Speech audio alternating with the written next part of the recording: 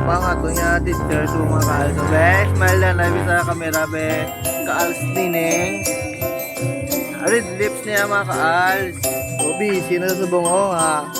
Naplastaran ako na ng mga edit ko niya.